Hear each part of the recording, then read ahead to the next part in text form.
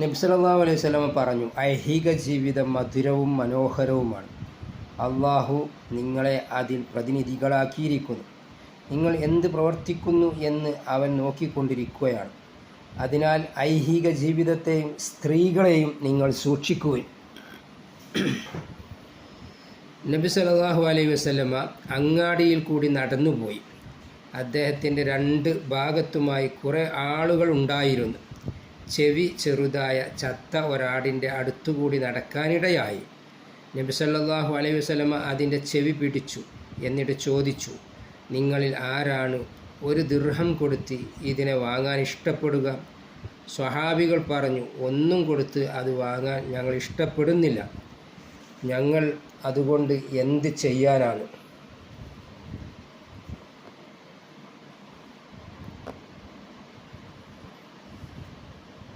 നബി സല്ലല്ലാഹു അലൈഹി വസല്ലം ചോദിച്ചു, എന്നാൽ നിങ്ങൾക്ക് വെറുതെ കിട്ടിയാൽ കൊള്ളാമെന്ന് ആരെങ്കിലും ആഗ്രഹിക്കുന്നുണ്ടോ? അവർ പറഞ്ഞു, അള്ളാഹുവിനെ തന്നെ സത്യം. ചെവി ചെറുതായതുകൊണ്ട് ജീവൻ ഉള്ളപ്പോൾ തന്നെ അത് ന്യൂനതയുള്ളതാണ്. ചത്താൽ പിന്നെ പറയാനുമില്ലല്ലോ.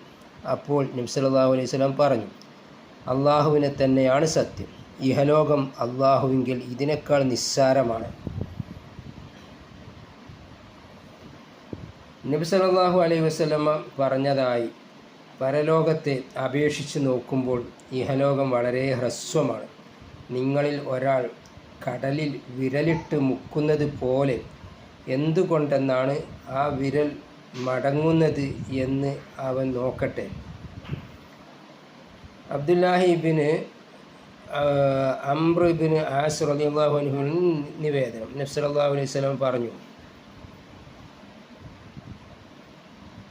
അള്ളാഹു നൽകിയതുകൊണ്ട് തൃപ്തനായി അത്യാവശ്യത്തിന് മാത്രം ഭക്ഷണം കഴിക്കുന്ന മുസ്ലിം വിജയം വരിച്ചിരിക്കുന്നു. അബൂ ഹുറൈറ റളിയല്ലാഹു അൻഹുവിൽ നിന്ന് അള്ളാഹു പറയുന്നു, പ്രതാപം എൻ്റെ അരയുടുപ്പും അഹങ്കാരം എൻ്റെ 2ാം മുണ്ടും ആകുന്നു. അതുകൊണ്ട് ഇക്കാര്യത്തിൽ എന്നോട് ആരെങ്കിലും മത്സരിക്കുകയാണെങ്കിൽ ഞാൻ അവനെ ശിക്ഷിക്കുക തന്നെ ചെയ്യും. അള്ളാഹു പറയുന്നു, പ്രതാപം എൻ്റെ ഹദീസ് ഖുദ്സിയാണ് സംഭവം.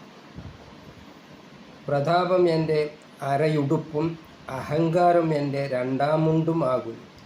അതുകൊണ്ട് ഇക്കാര്യത്തിൽ എന്നോട് ആരെങ്കിലും മത്സരിക്കുകയാണെങ്കിൽ ഞാൻ അവനെ ശിക്ഷിക്കുക തന്നെ ചെയ്യും.